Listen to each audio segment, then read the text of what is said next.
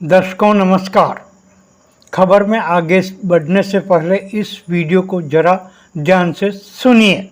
Of the Haryana Assembly elections have painted a decisive picture indicating a clear return to power for the Congress party in the state after almost a decade. हमें लगता है कि आप समझ ही गए होंगे कि बात हरियाणा की हो रही है, जहां विधानसभा चुनाव को लेकर गत 5 अक्टूबर को ही मतदान हुआ है और 8 अक्टूबर को नतीजे आने वाले हैं।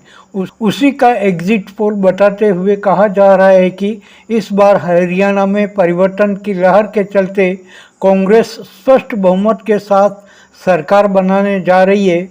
और ऐसे ही एग्जिट पोल सिर्फ इस एक चैनल पर ही नहीं बल्कि तमाम चैनल जिनको मोदी फेवरेट या गोदी मीडिया कहा जाता है, उनमें से एक चैनल भी यह नहीं बता रहा है कि बीजेपी हैट्रिक लगाने जा रही है।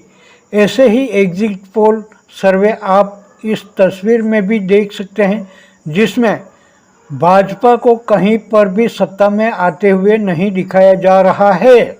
लेकिन अब इस वीडियो को देखिए। 8 तारीख को हम सरकार बना रहे हैं, मेरे पास सभी रिपोर्ट्स हैं। 8 तारीख को आंकड़ा जनता देगी जवाब और ये कहेंगे कि ईवीएम है। हमारे पास सारी व्यवस्थाएं हैं, आप चिंता मत करिए। पहचाना?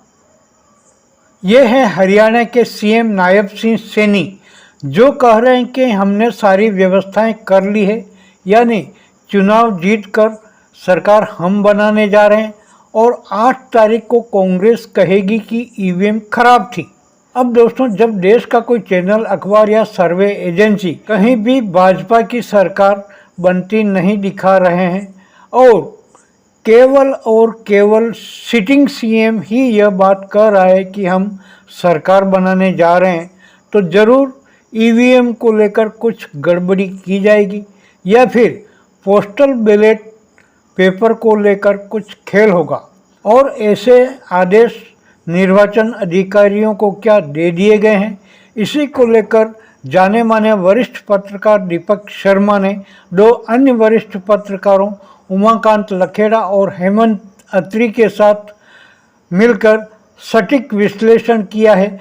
तो चलिए बिना वक्त गंवाए सुनते हैं दीपक शर्मा के साथ उमाकांत लखेड़ा और हेमंत अत्री को। जब सारे एग्जिट पोल आ गए, अर्नब गोस्वामी का भी आ गया, आज तक का भी आ गया, रजत शर्मा का भी आ गया, जितने भी मोदी जी की वाहवाही करने वाले पत्रकार हैं, एंकर है, सबने कहा कि नहीं साहब, हरियाणा में तो कांग्रेस आगे।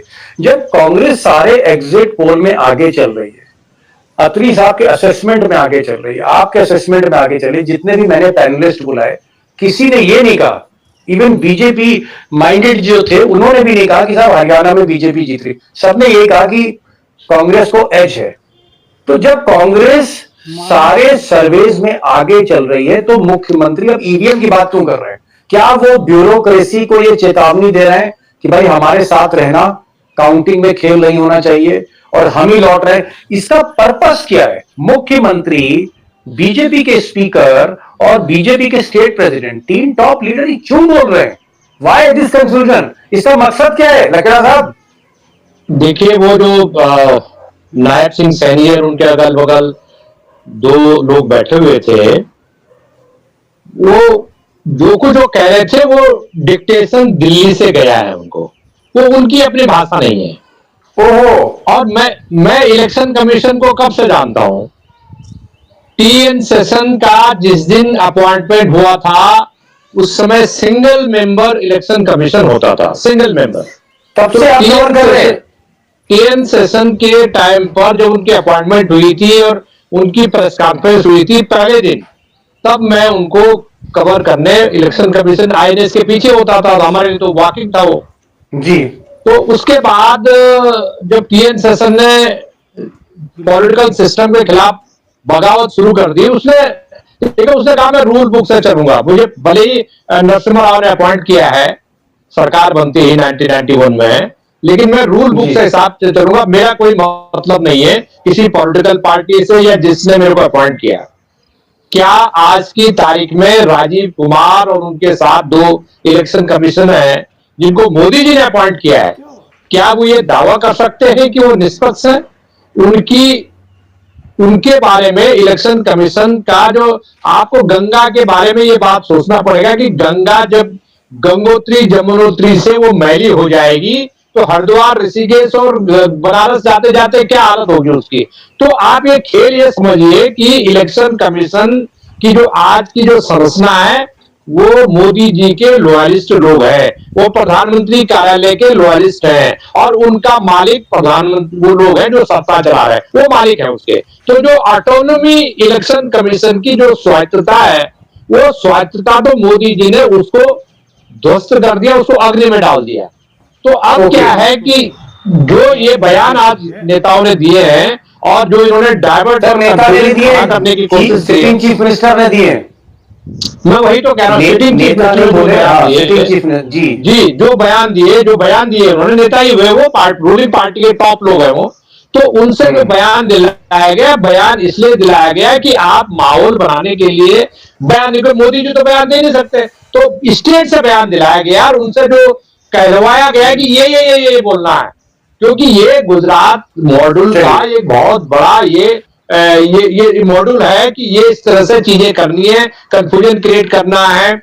इस तरह से इलेक्शन कमीशन को क्यों नहीं बोला, आज तक इन्होंने क्यों नहीं बोला, इलेक्शन कमीशन के अपलोड क्यों नहीं हुआ, इतना बड़ा ताम झाम है। बगल में हरियाणा है, हरियाणा वो कोई केरल में नहीं है या नॉर्थ ईस्ट मणिपुर नहीं है, अरे बगल में हरियाणा है। आप कह रहे कि साइंस टेक्नोलॉजी में बहुत एक ऐप पर ये कर देता हूँ, बारिश भी करवा रहे हैं, तो ऐप से बारिश भी करवाने वाली पार्टी है ये। तो ये सवाल ये कि क्यों नहीं ट्रांसपेरेंसी है, निष्पक्ष और स्वतंत्र चुनाव करवाने की जो असेंबली है वो क्या कर रही है, ये कंफ्यूजन क्यों है?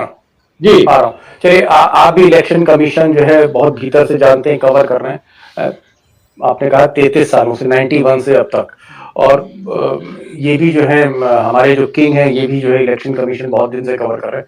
मुझे एक चीज बताइए अत्री साहब, दिल आपका क्या कह रहा है कि ये जो बोला चीफ मिनिस्टर ने कि कांग्रेस पार्टी 8 तारीख को रोएगी, आंसू बहाएगी ऐसे करके, राहुल गांधी से लेकर हुड्डा रोएंगे और कहेंगे साहब ईवीएम ने हमें हरवा दिया, हमें ईवीएम ने हरवा दिया, ये ईवीएम को दोष देंगे।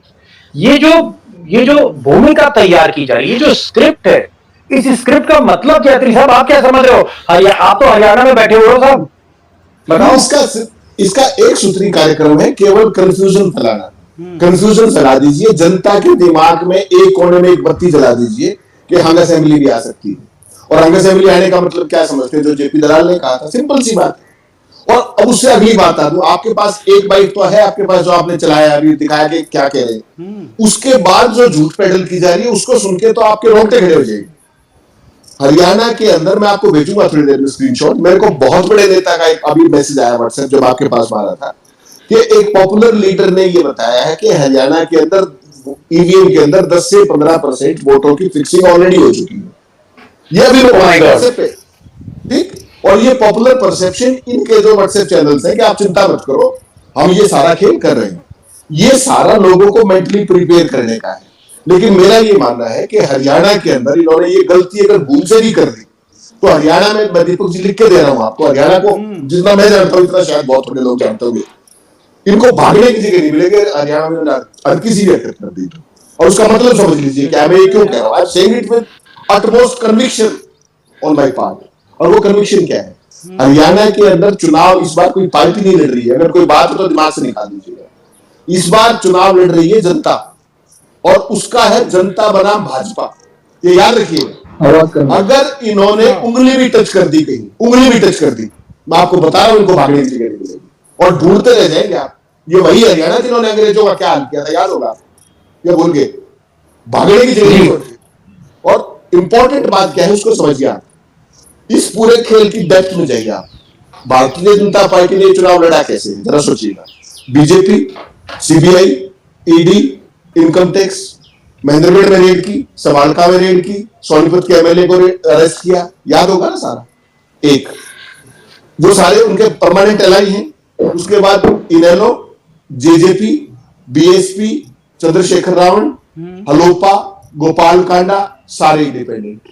ये सारे चुनाव लड़ रहे हैं बीजेपी के साथ। चुनाव आयोग, ठीक जी, सारे कांग्रेस वर्सेस रेस्ट आप कहिए, कांग्रेस वर्सेस रेस्ट।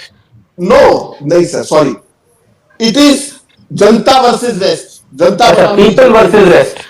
जनता बनाम BJP and its allies, and its allies include everybody.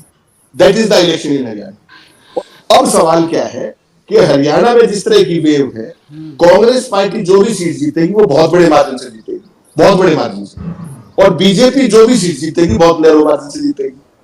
तो ये चाहकर भी बहुत कुछ नहीं कर पाएंगे, पहली बात। कर्मचारी नहीं करेंगे, दूसरी बात। और अधिकारी हरियाणा के सबसे बड़े मौसम वैज्ञानिक हैं, वो इस खेल में पड़ेंगे नहीं। तो जो इन्होंने कहा है आज, वो इन्होंने एक एनवायरमेंट बिल्डिंग जरूर की है, लेकिन मुझे लगता है जो इन्होंने आसमान में थूका है वो इन्हीं के ऊपर गिरेगा 8 तारीख को। कोई कंफ्यूज होने की जरूरत नहीं है, ये कुछ नहीं कर पाएंगे। ने थोड़ा सा एक इत्मीनान दिया कि नहीं साहब। और लखेड़ा साहब, आपने भी ये कहा कि अगर ब्यूरोक्रेसी डटी रही तो फिर कुछ नहीं होने वाला है। इस वीडियो में इतना ही। जल्दी ही नए वीडियो के साथ आपसे फिर मुलाकात होगी। नमस्कार।